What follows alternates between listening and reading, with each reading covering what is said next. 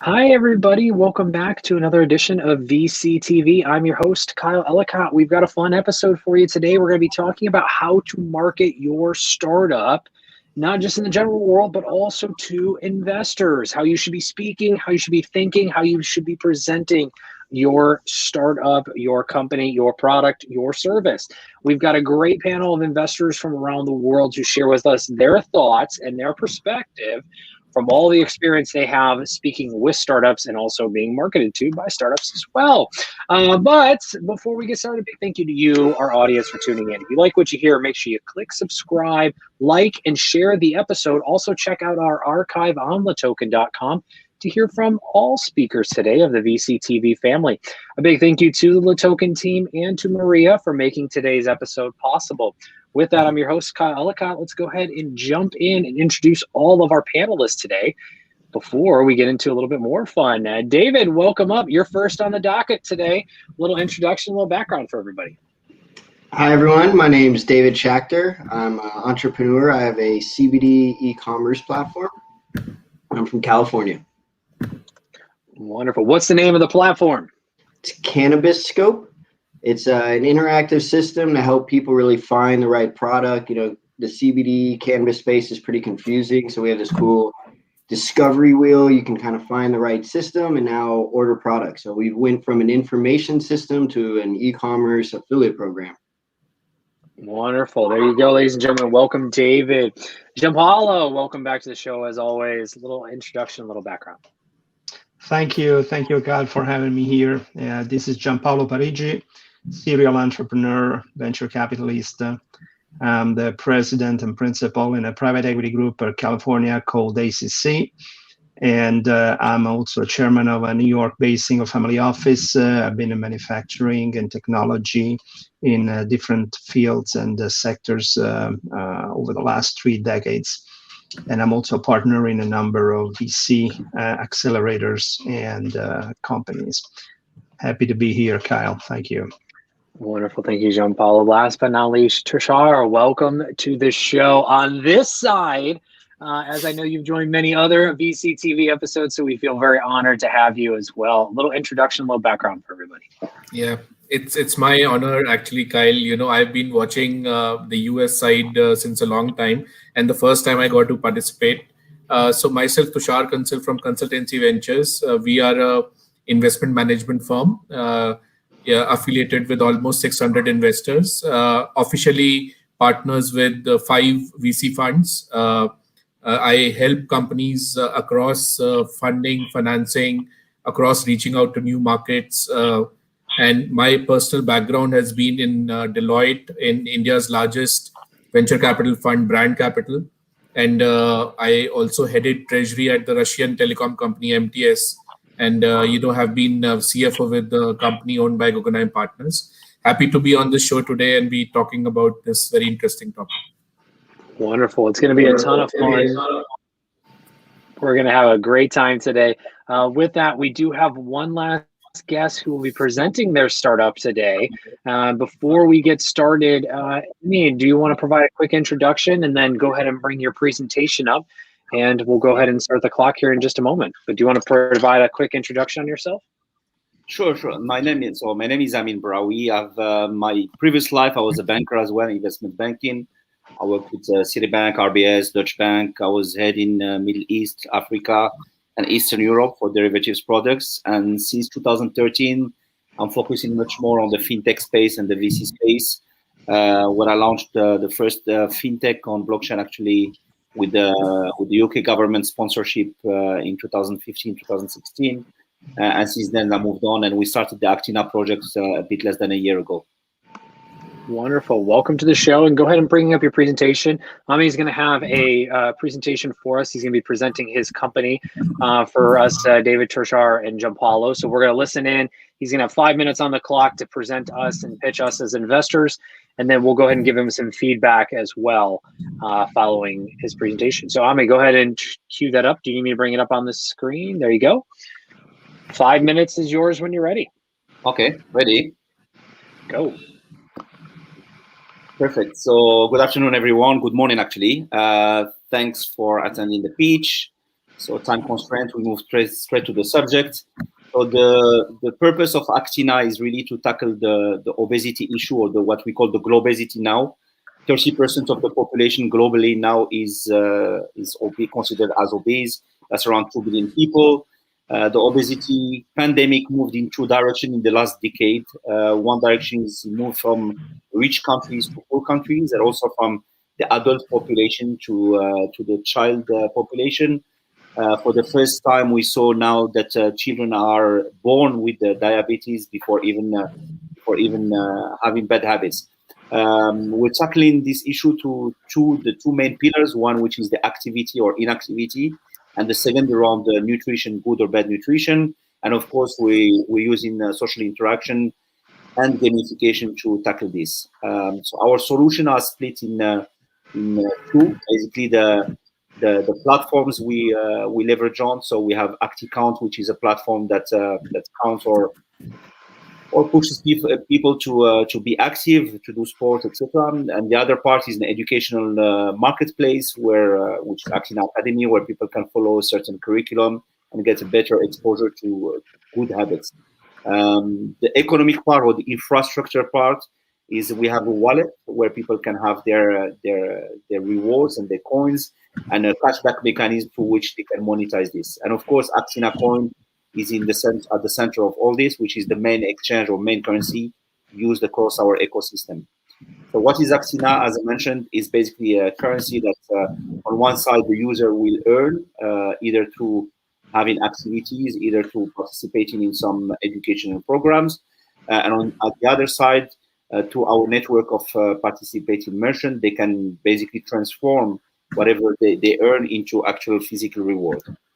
How it works is very simple. An example, I have my son is on PlayStation. He wants a gift worth $10, for example. I said, no problem. You go run 10 kilometers. You earn Actina coins. You can go with these on Amazon or one of our member merchants, and you can monetize this for your gift or your whatever you want to purchase.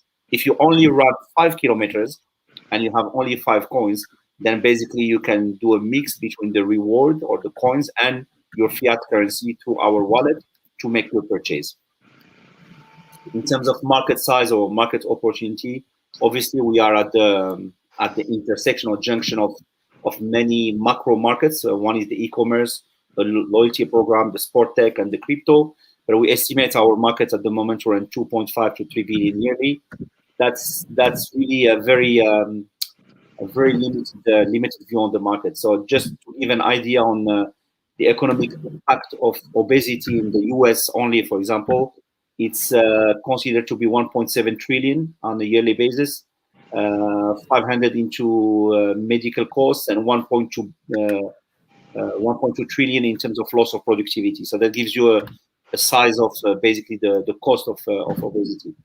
Competitors in the market, Sweatcoins at the moment, they are 2-3 years live. They have 5 million users, and BeFaster is just currently launching their application.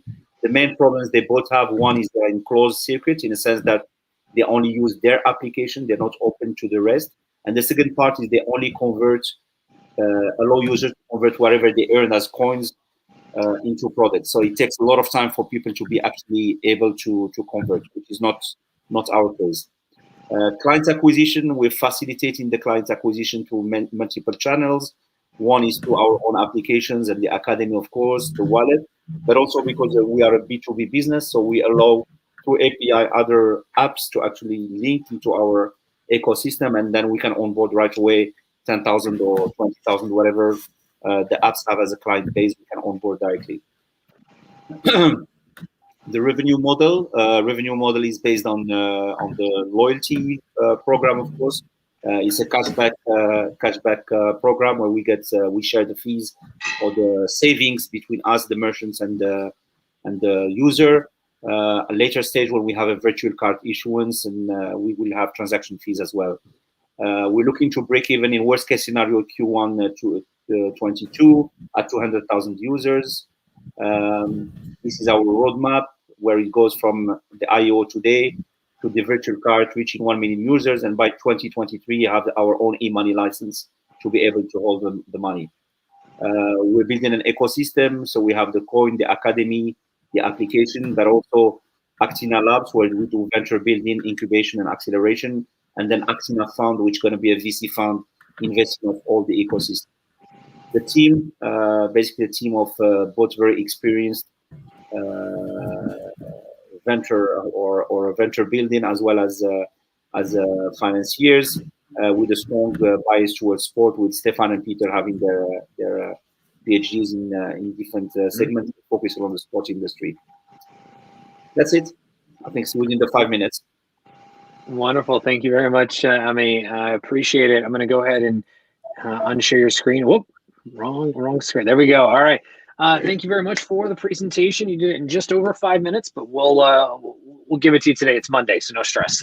David, any thoughts or any questions for Ami and his company that he's put together?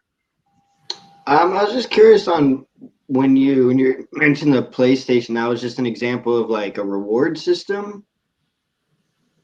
Yeah, I just took it just to give an example, but typically what we are trying to do is address the fact that children are inactive. So you need to incentivize them, so the way to incentivize them is allow them to earn something that they can convert into something that is appealing to them. So I took PlayStation as a typical example because I live it every day with my son. But you can, replace PlayStation with Amazon Store, a T-shirt, whatever you want. Sure. Yeah, make him earn, like before he can play, he has to do something, and that's his reward. Very cool. Wonderful. Thank you. Gianpaolo, any thoughts, questions, or feedback for Ami? Well, questions not. I mean, presentation was pretty clear, and of course, has been an investment banker for so many years. He knows, what are the challenges of raising. So I don't need to elaborate at this moment on that. I think it's a great idea. Anything that can go towards the improvement of especially children's health, I think it's well received, and best of luck on that. Thank you very much. Sure. Absolutely. Tasharsh, any feedback or questions for Ami? I just want to ask, is there any modification with regards to the COVID times? So, has there been any adjustment you have done to the business which suits the post-COVID scenario? Not really, to be frank. In terms of business model, not really. But what COVID did is actually it's comforted our view, because obviously with a lot of children being confined, less activity, more pressure in terms of social interaction, less incentive to go exercise, bad food habits, but also one aspect that is never talked about, which is the mental health, and that's also something we address into the academy, which is a massive issue for the children. Is less detected, but for example, the student population, it's estimated that 30% of the student population globally now is suffering, has mental health issue because of the confinement and the lack of social interaction. So that's something we definitely want to address, but it's not fundamentally changing our business model. It's just comforting us in our views. Yeah, so my just small recommendation is that for the mental health of children, which you very rightly pointed it out, you can probably build something for them as well. Sure, of course. Thank you. Yeah, I would absolutely agree with that. And also, I've seen a number of these projects over the last decade, trying to help focus children and give them a reward system in return. And I guess my big advice to Ami is just keep it focused. On that last slide, there was a lot of ambitious things that you guys wanted to do, continuing around an accelerator, a venture fund, and the like. I would really stay as focused as possible in building that reward system. The one area that could be an early expansion is accelerator. So, not only are you getting rewards for the system that you've built, but then also being able to use those to build something. For instance, as well, I've seen a number of accelerators positively helping to focus around education, into technology and innovation, and then building a company or a product early on in a child's life. So focus, but wish you the best of luck, and excited to see how the company evolves as well. One quick shout out to the audience on where they can find more about you and the company as well, if they'd like to continue the conversation.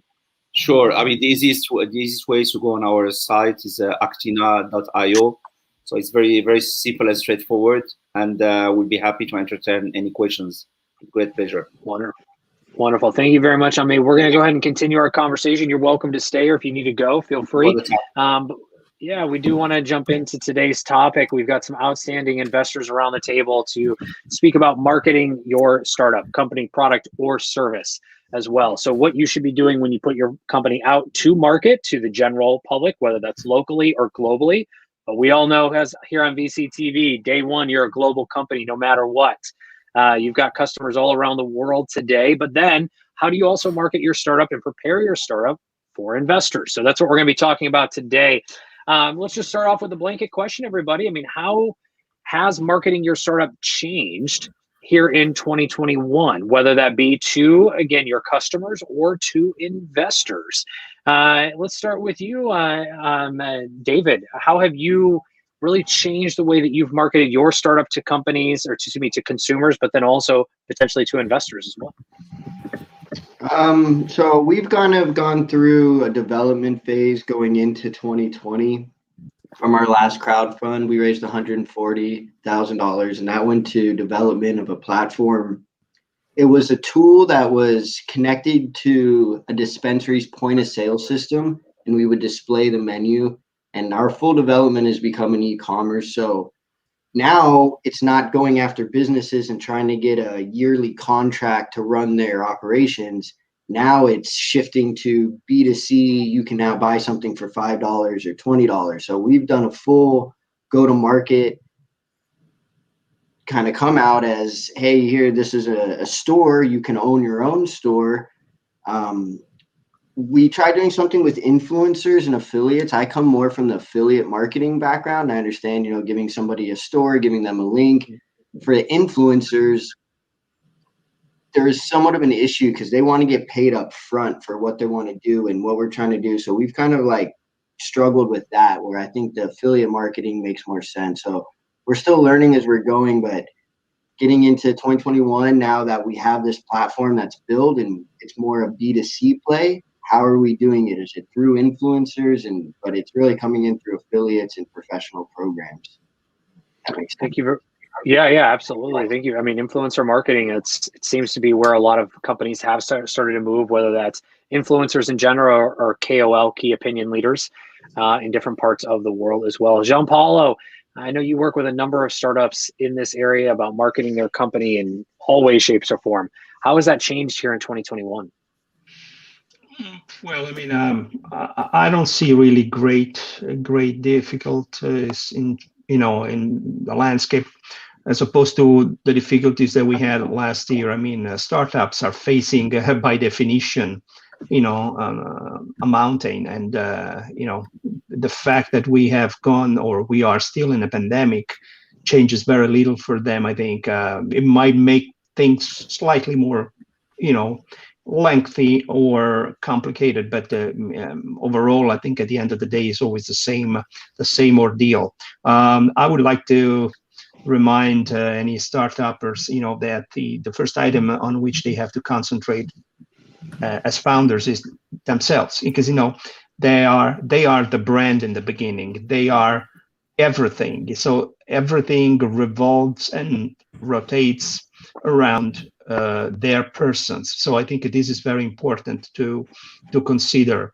Everything they do, the way they approach prospective investors, the way they craft their materials, the way they decide their management team, or the prospective management team, and also the type of advisors they bring to the table. Everything will cast a good or a bad light on their company. And but again, first and foremost, their own personalities and their own style. Because when it comes to the first moves of a startup, I think that there's a lot of serendipity in the way startups may meet investors and trigger the investors' interest.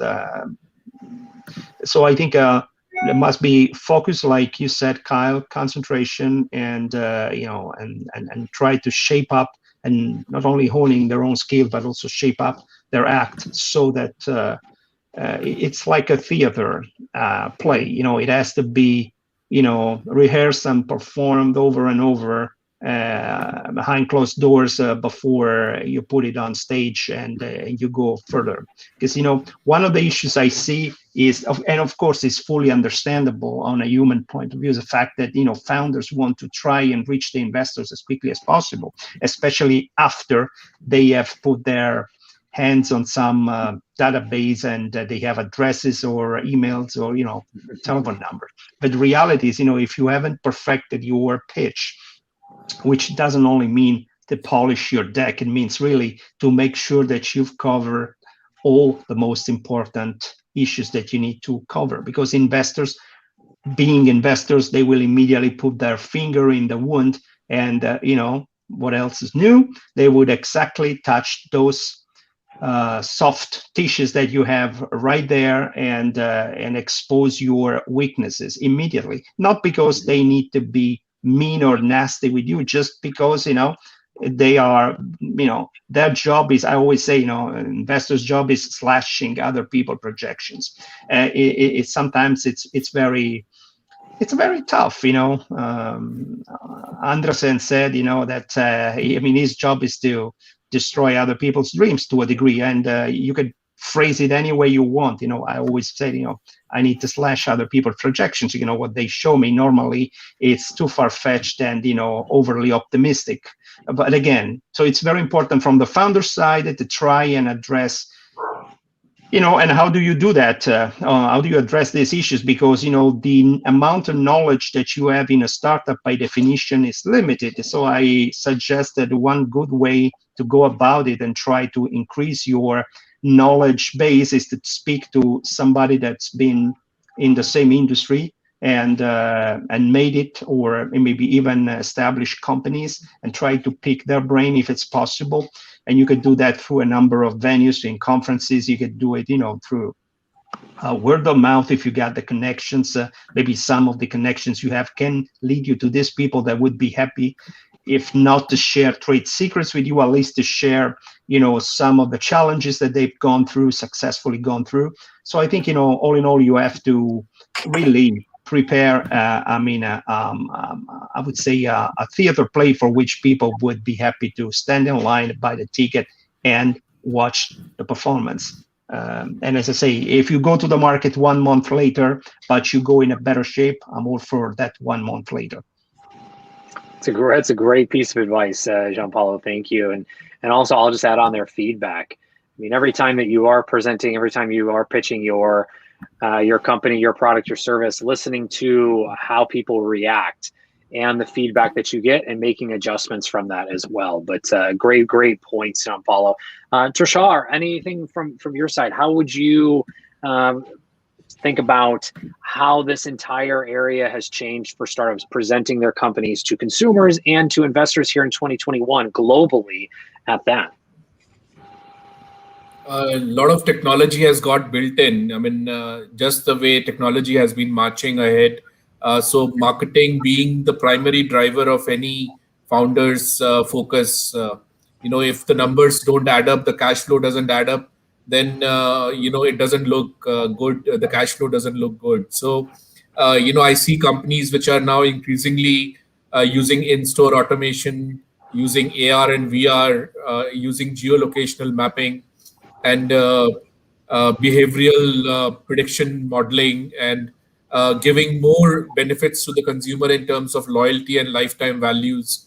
And automation has taken a lot of precedence over the traditional marketing channels, even within something like influencer marketing. Once like TikTok came in, Reels came in, then nano influencer became a front end, and it is cheaper to use and gives you more mileage for the buck. So within digital marketing, of course, it is still led by a lot of money being spent on the big ones like Google, Facebook, and the funnel is traditionally taken from these big companies.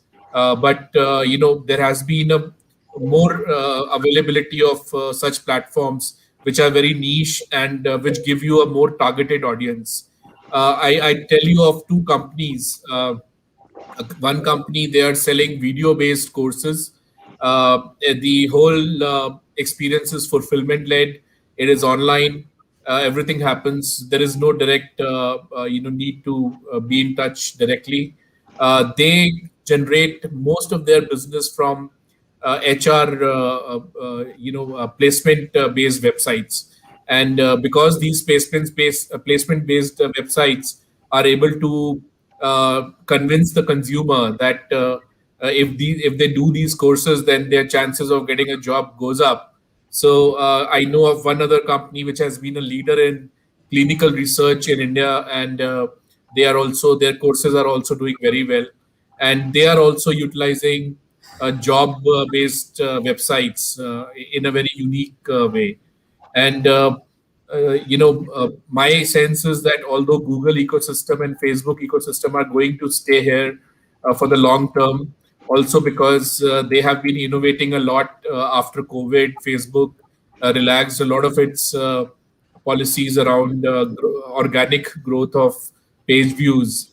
And I deal with two companies. One is programmatic out of home company. They have created a platform wherein if you are watching out of home screens in a mall or in a outside location, then their server can gather a lot of information of the people who are watching that particular screen and who are around in an area, and use those numbers gathered from the mobiles of those people and give targeted advertisements. So just the way targeted advertisements have gone from online to more so offline mode, similarly this whole trend will continue towards that, and I foresee more niche products like TikTok to come in, and more platforms will eventually be available for the startup founders to get more buck out of their more money out of their more value out of their money spent. More bang for the buck is the I think the term you might have been looking the phrase you're looking for. I had you, Tushar, no worries, and I couldn't agree more. I mean, there's so many, just like we've talked about on VCTV, there's more ways to raise capital than ever before. You can do through syndicates, through angels, through family office, through venture, to corporate venture, to, I mean, everything is on the table now. And from a marketing perspective, you're painting that picture as well. As there's so many great opportunities and platforms that are free to use to just start doing the one thing you have to do, no matter what your company, product, or service is build a community. It can be on TikTok, it can be on Snapchat, it can be on Twitter, it can be on Substack, it can be on a million different platforms, including those that are starting to up and come around decentralization as well. So take advantage of them, find one or two, focus on them, and go. And you never know who you can meet, as I know Gary is about to say in his opening line here as well. And Gary, what are your thoughts as how marketing startups has changed here in 2021? Well, I mean, it's like, the keep it simple, stupid piece. What's the first thing people do when they talk to you is they Google your name. They're going to check your company out. They're going to check you out. So you got to make sure that you built an online presence for yourself and for your company. And how do you do that? Well, you write articles in places like Medium. You get those articles circulated around. You become, I'll never forget, my partner, David Jang, told me that you need to become an industry expert. Whatever it is, you need to dive deep and become an industry expert. But the other part is you need to get the word out. And, how do you do that? Exactly like we're doing here on VCTV. Get the word out. So the startups, what they need to do is they need to figure out how to minimize their expenses and maximize the views that they're going to get. So, of course, when they're doing online, they're using Google AdWords. They're really targeting. That's fantastic. The old days of just doing word of mouth are out. You've got to figure out ways to be surgically precise in terms of the targeting, but you also got to make sure that your presence is out there enough so people feel comfortable. Why? Because you need to have the trust and credibility today. So when they do Google it, they figure out it's a real company, because the other side of it is you could be anywhere saying you are X, and in reality you're not. So, and we haven't seen a lot of that yet, but we're going to start to see more of it. Think about it. I had a meeting with SoftBank and with one of the top investment managers of SoftBank. And when we went through the conversation, he said, "We're not. This is the beginning of the pandemic. We're not going to invest. We're going to put, we're going to hold back and see what happens. But you can't afford to hold back. This pandemic is not over yet, and with some of the reoccurrences, especially in places like India and the U.S., we need to make sure we're using the resources in front of us, this digital transformation, wisely. It's the greatest time for marketeers out there. You can save money. You can touch anywhere at any time at any place. You can move through it. You can get the word out. You just understand that you need to do it wisely, and that starts from square one. From putting a little bit of money into the your green screens and those kind of things as a startup, to be able to go out and make sure that you're getting the visibility with videos that are out there that show talking about subjects that are important to your company and yourself. And it's not rocket science. This is not like rocket science. It's just tenacity and perseverance to do it. It takes focus as well. To your point, Gary. I mean, you've got to try and you've got to start. Harsh, are you there? Would love to get your thoughts as to marketing your startup, how that might look differently here in 2021.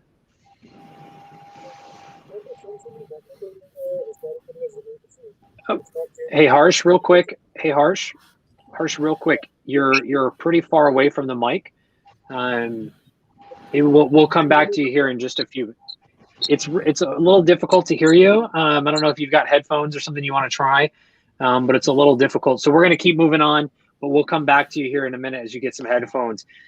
So guys, I want to come around about investors. So we've talked about marketing. We talked a little bit about investors, but as investors, how is it better now? Much better. There you go. Okay, perfect.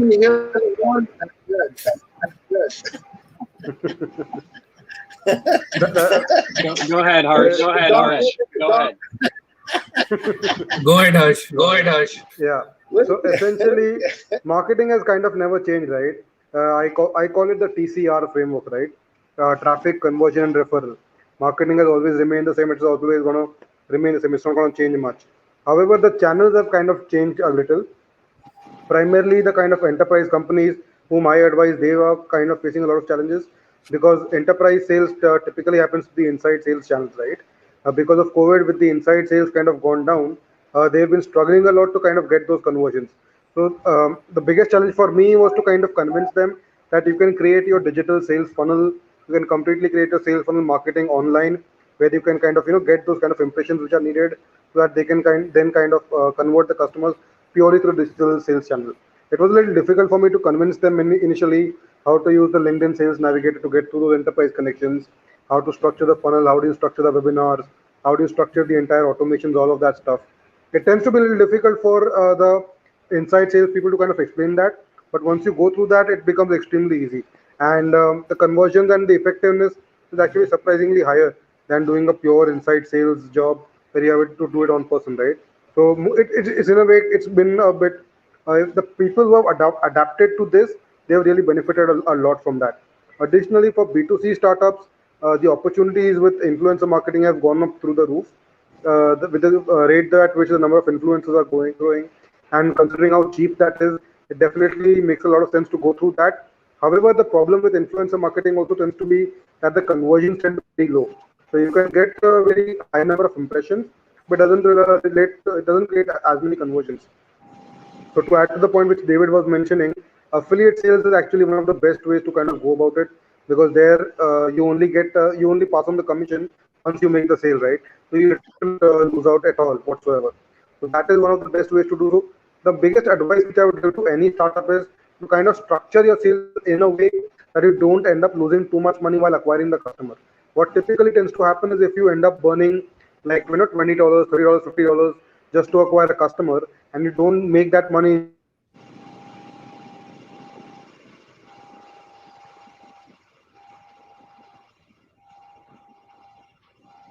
Can't hear you, Kyle. You're on mute.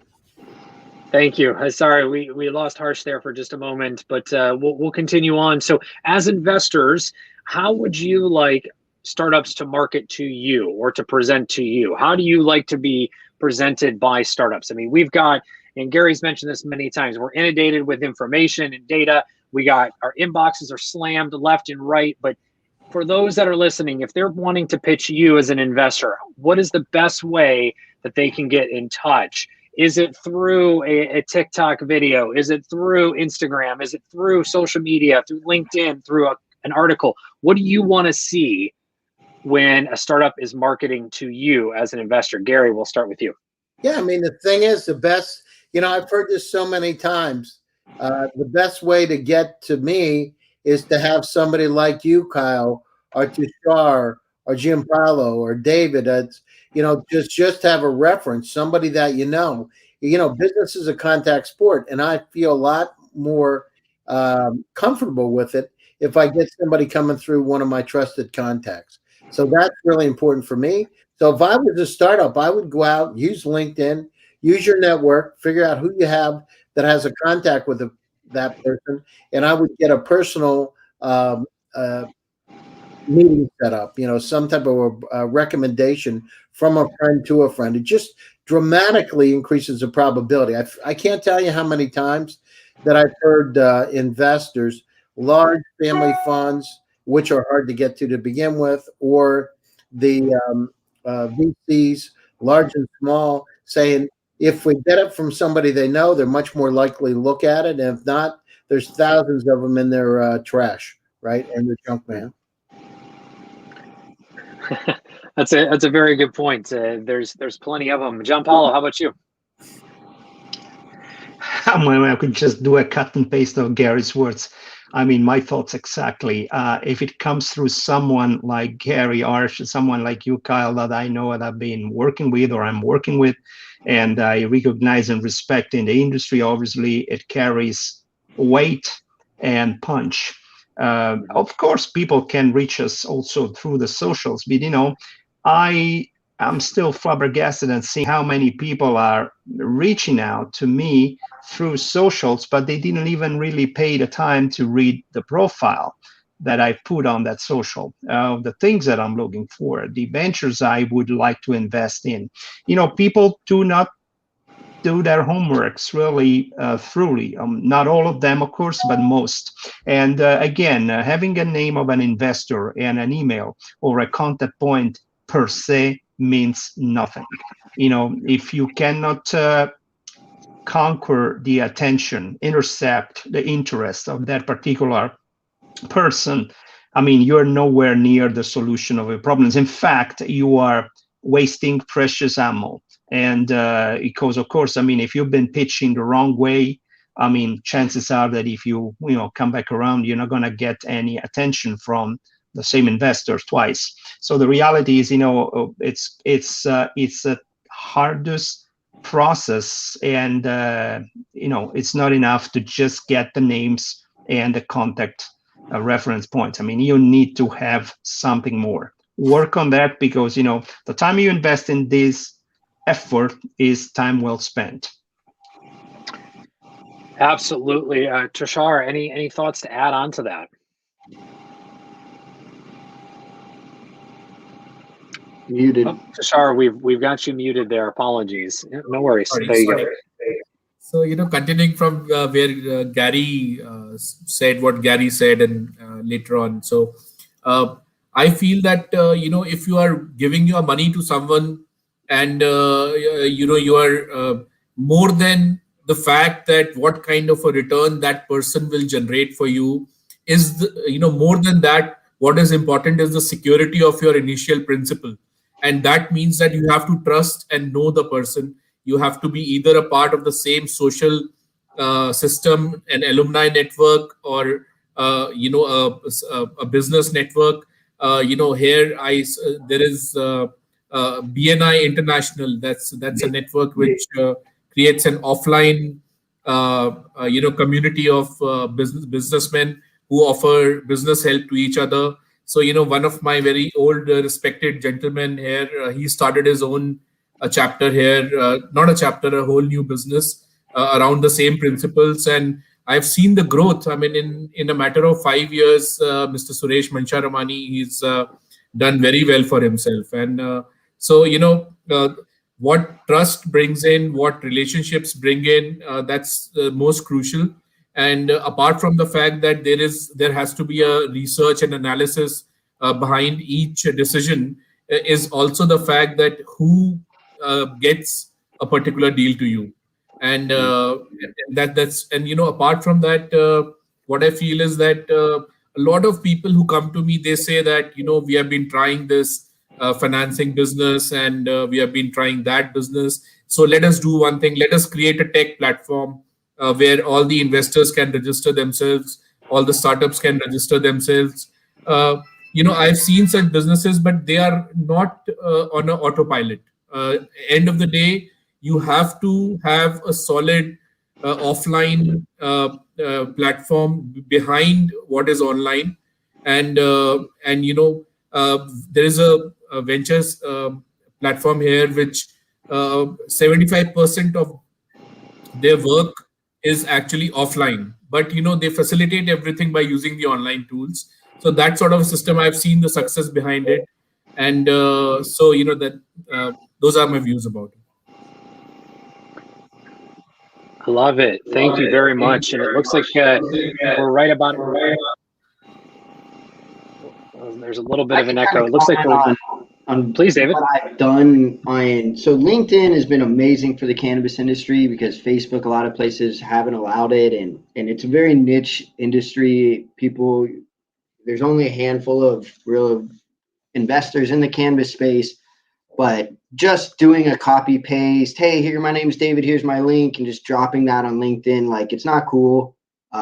When I talk to people, when I go back and I look at, 2 years ago, I just was blasting. So kind of be careful on that. It has to be a personal message. It has to be something relative. Like John Paulo was saying, like, did you even read my article, or are you just blasting this to every investor list that you got? So just be conscious of, you're trying to cold call somebody, you're trying to get a hold of them. If you don't have that personal connection, and if you do, you have to strike a chord. You have to do something that catches their eye, that, you did read my profile, and I would like to meet you and continue on. So just be careful with the copy paste blasting on LinkedIn and just email. Like, it doesn't work. People, they remember you and they're not happy with it. So, if you don't have that personal inspection, but by all means, pick up the phone and send an email and reach out. Everybody has time right now. I mean, if it's of interest and you think so, go for it. But just try to do it in a respectful manner that actually makes a personal connection. Makes a huge difference to, you're from Singapore. Great. I've been to Singapore once, and I've, there's something there to talk about. Absolutely. Great point, David. Thank you for ending us on that. It's a great point. Do your research, as Jean Paulo and David had said, and make sure you have a personal touch as well. So, gentlemen, we're at the top of the hour. I want to make sure everyone has a little bit of time today in their day to get to their partner meetings. So quick run around as to where everyone can find you online so they can pitch you and market their startup to you as well. Tushar, let's start with you. Where can everyone find you online to continue the conversation? I am mostly available, just like Gary I see on VCTV. I am that way on LinkedIn. So, it's like morning, evening, and afternoon. No, but LinkedIn is where I am. And I can also be accessed on my email, which is my name, tusharkansal@gmail.com, or through my website, or, easily available. Wonderful. Thank you very much, Tushar. Gary, where can everyone find you to continue the conversation? Yeah, so you can reach me on LinkedIn, Gary Fowler, LinkedIn. You can reach me on Twitter. I have some shows. Check them out. I'm happy to, whatever it takes, reach out. I'm happy to talk, and it's a great time. The digital transformation's upon us. Thank you. Wonderful. Thank you, Gary. David, where can everyone find you? Cannabisscope.com or david@cannabisscope.com. On LinkedIn. Happy to go through emails, phone calls, go through it. So thank you, Kyle, for having us. Thank you as well, David. Jean Paulo, close us out. Where can everyone find you online? Sure, you can reach me on my personal website, giampaoloparigi.com. You can reach me on LinkedIn, on Twitter, and or by email, giampaoloparigi1@gmail.com. Thank you, everyone. Wonderful. Thank you all very much for sharing your thoughts and insights again around today's topic focused on marketing your startup, whether that be to consumers or to investors. To our audience, thank you so much for tuning in. If you like what you heard, make sure you click subscribe, like, and share the episode. Also, check out the archive on latoken.com for hearing all today's speakers and all speakers of the VCTV family. And we'll be taking a short little break here for more VCTV in about 15 to 20 minutes. We'll be right back here. And also a big thank you to the LaToken team and to Maria for making today's episode possible. You can find me along with all of our speakers today online 24/7, 365. Check us out. We'd love to hear from you. Make sure you add context where you heard us, where you met us, and what you would like to continue the conversation about. With that, we'll see you back here in just a few minutes. Everyone have a great day. Bye.